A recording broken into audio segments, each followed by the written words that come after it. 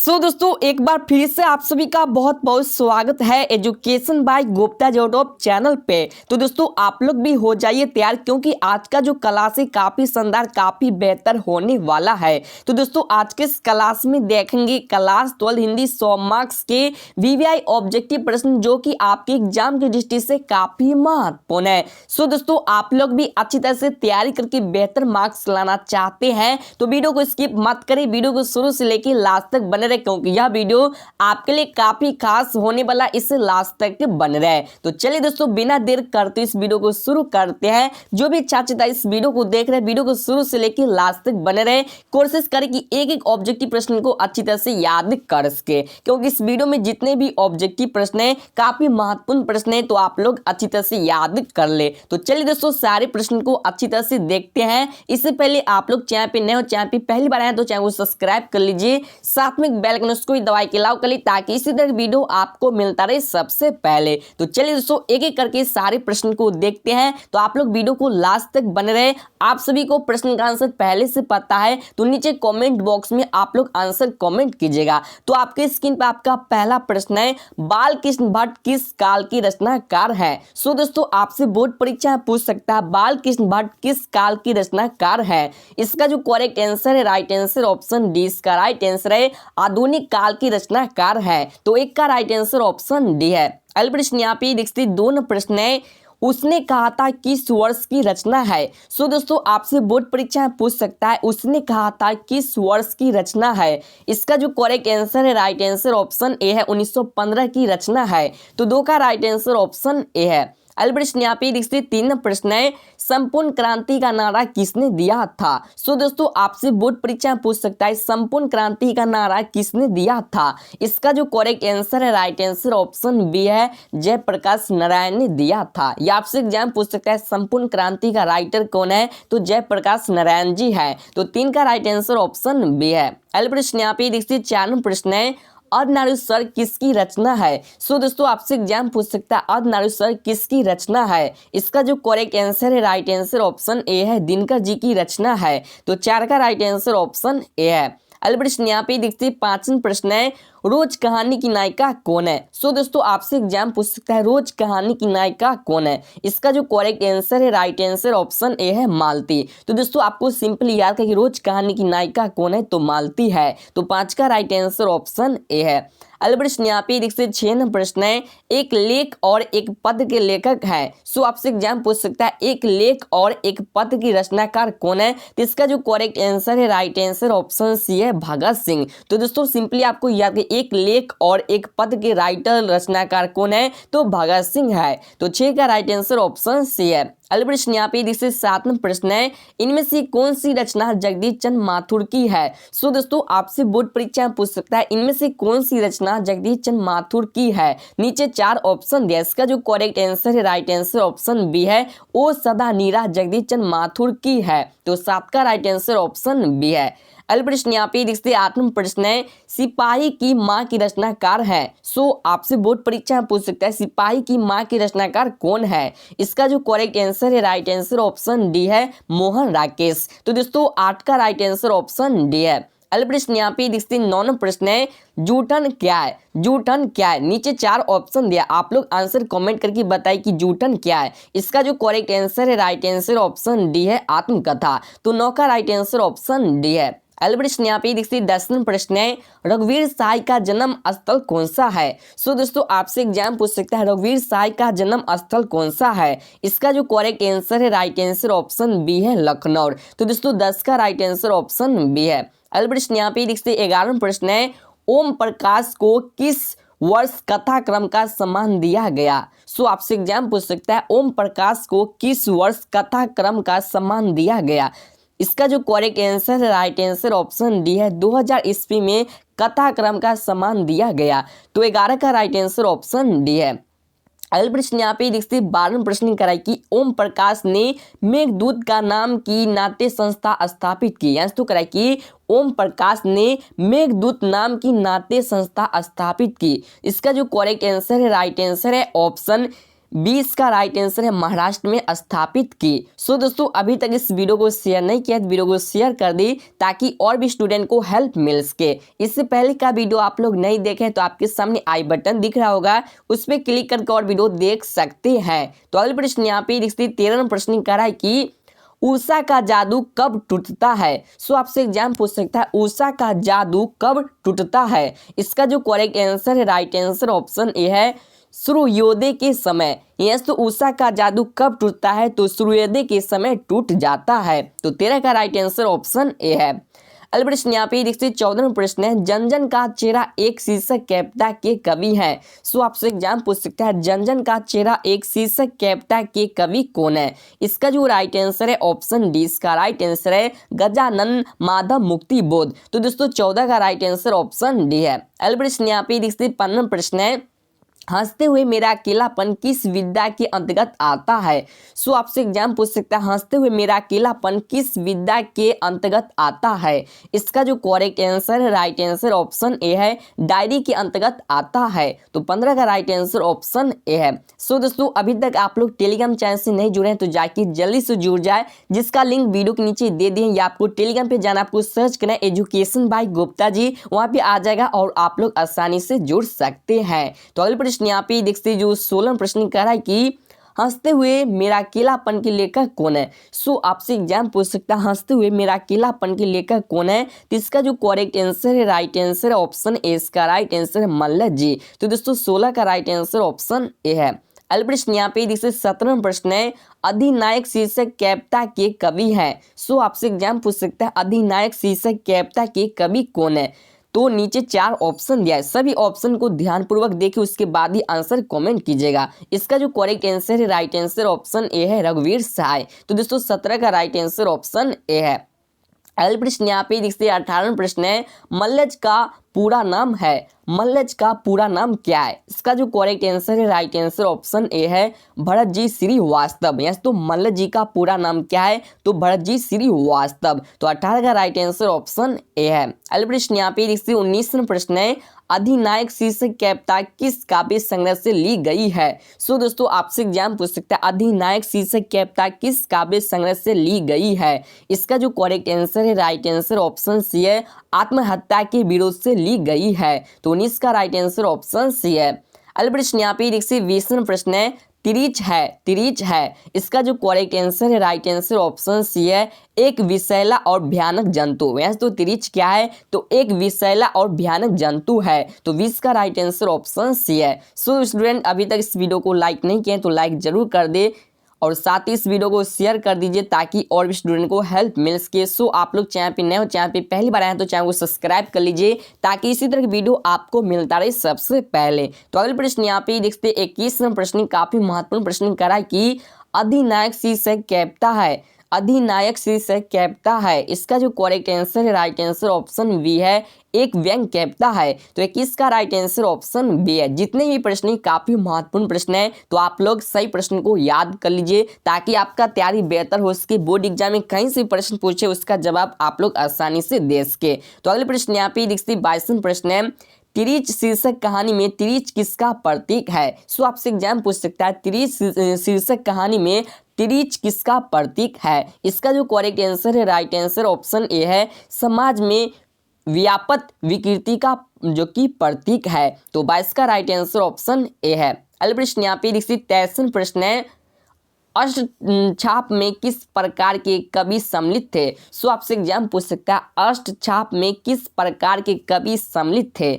इसका जो correct answer है राइट आंसर है ऑप्शन बी है कृष्ण भक्त प्रकार के जो कवि थे वह सम्मिलित थे। तो 23 का राइट आंसर ऑप्शन बी है। अगला प्रश्न यहाँ पे देखिए 24वां प्रश्न है आचार्य रामचंद्र शुक्ल ने निबंधकार के रूप में किन्हें अंग्रेजी साहित्य के एडिशन और स्टील की श्रेणी में रखा है।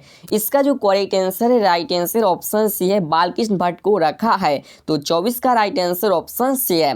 अगला प्रश्न यहाँ पे देखते 25वां प्रश्न है बुद्धू का कांटा के लेखक कौन है। सो आपसे एग्जाम पूछ सकता है बुद्धू का कांटा के लेखक राइटर कौन है। इसका जो करेक्ट आंसर है राइट आंसर ऑप्शन ए है श्री चांदर शर्मा गुलेली जी है। तो 25 का राइट आंसर ऑप्शन ए है। अगला प्रश्न यहाँ पे देखते 26वां प्रश्न है पवन में कौन सी संधि है। सो आपसे एग्जाम पूछ सकता है पवन में कौन सी संधि है। नीचे 4 संधि का नाम दिया है। इसका जो करेक्ट आंसर है, राइट आंसर ऑप्शन डी है, अयादी संधि है। तो 26 का राइट आंसर ऑप्शन डी है।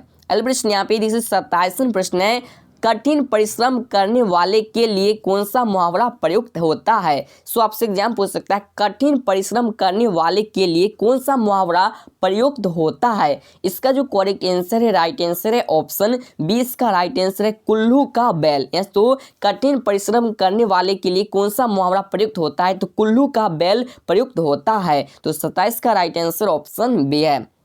अगले प्रश्न यहाँ पे देखिए 28वां प्रश्न है, ऊंट का पर्यायवाची है। सो दोस्तों आपसे एग्जाम पूछ सकता है ऊंट का पर्यायवाची क्या है। इसका जो correct answer, right answer option D है, ये सभी। यस, तो ऊंट का पर्यायवाची ये सभी है। तो 28 का राइट आंसर ऑप्शन डी है। अगले प्रश्न यहाँ पे देखते 29वां प्रश्न है, ईश्वरी का पर्यायवाची है। इसका जो करेक्ट आंसर है, राइट आंसर है ऑप्शन 20 का राइट आंसर है, जो कि वैभव। यस, तो ईश्वरी का पर्यायवाची क्या हो जाएगा, तो वैभव हो जाएगा। तो 29 का राइट आंसर ऑप्शन बी है। अगले प्रश्न यहाँ पे देखिए 30वां प्रश्न है, लवण का तद्भव रूप होगा। लवण का तद्भव रूप क्या होगा। नीचे 4 ऑप्शन दिया है। इसका जो करेक्ट आंसर है, राइट आंसर ऑप्शन ए है, नोन। यस, तो लवण का तद्भव रूप क्या होगा, तो नोन हो जाएगा। ठीक है, नून नहीं बल्कि नोन। ठीक है, तो 30 का राइट आंसर ऑप्शन ए है। अगले प्रश्न यहाँ पे देखते जो 31वां प्रश्न कराए कि आरंभ से अंत तक के लिए एक शब्द क्या होगा। सो आपसे एग्जाम पूछ सकता है आरंभ से अंत तक के लिए एक शब्द क्या होगा। इसका जो करेक्ट आंसर है, राइट आंसर ऑप्शन सी है, जो कि अधोपरांत। यस, तो 31 का राइट आंसर ऑप्शन सी इसका करेक्ट आंसर है। सो स्टूडेंट इस वीडियो को शेयर जरूर कर दीजिए ताकि जितने भी स्टूडेंट इस वर्ष एग्जाम देने वाले उनको भी हेल्प मिल सके। सो आप लोग चैनल पे नए हो तो चैनल को सब्सक्राइब कर लीजिए ताकि इसी तरह की वीडियो आपको मिलता रहे सबसे पहले। सो स्टूडेंट आप लोग लाइक जरूर कर दीजिए, क्योंकि लाइक करने पैसा नहीं लगता है, सिर्फ आपको दबाना रहता है। तो आप लोग लाइक कर दीजिए। तो अगले प्रश्न यहाँ पे देखते 32वां प्रश्न काफी महत्वपूर्ण प्रश्न करा है कि जेब का लिंग निर्णय करे। जेब का लिंग निर्णय करे। नीचे 4 ऑप्शन दिया। ऑप्शन ए है पुल्लिंग, ऑप्शन बी स्त्रीलिंग, ऑप्शन सी उभय लिंग और ऑप्शन डी है इनमें से कोई नहीं। इसका जो करेक्ट आंसर है, राइट आंसर ऑप्शन बी है स्त्रीलिंग। यस, तो जेब का लिंग निर्णय करेंगे तो वह क्या हो जाएगा, स्त्रीलिंग हो जाएगा। तो 32 का राइट आंसर ऑप्शन बी है। अगले प्रश्न यहाँ पे देखते 33वां प्रश्न है, गागर में सागर भरना का अर्थ क्या है। सो आपसे एग्जाम पूछ सकता है गागर में सागर भरना का अर्थ क्या है। इसका जो राइट आंसर है, करेक्ट आंसर ऑप्शन बी है, थोड़े शब्द में बहुत कुछ कहना। यस, तो होता है बहुत सारे ऐसे व्यक्ति होते हैं जो कि ऐसा शब्द बोलेंगे उसमें बहुत तरह के बात छुपे रहते हैं। ठीक है, तो वही उसका मतलब ये होता है कि गागर में सागर भरना का जो अर्थ होता है वो होता है थोड़े शब्द में बहुत कुछ कहना। तो 33 का राइट आंसर ऑप्शन बी है। अगले प्रश्न यहाँ पे देखिए 34वां प्रश्न है, घी के दीपक जलाना मुहावरे का अर्थ है। सो आपसे एग्जाम पूछ सकता है घी के दीपक जलाना मुहावरे का सही अर्थ क्या है। इसका जो करेक्ट आंसर है, राइट आंसर ऑप्शन सी है, खुशियां मनाना। तो दोस्तों 34 का राइट आंसर ऑप्शन सी है।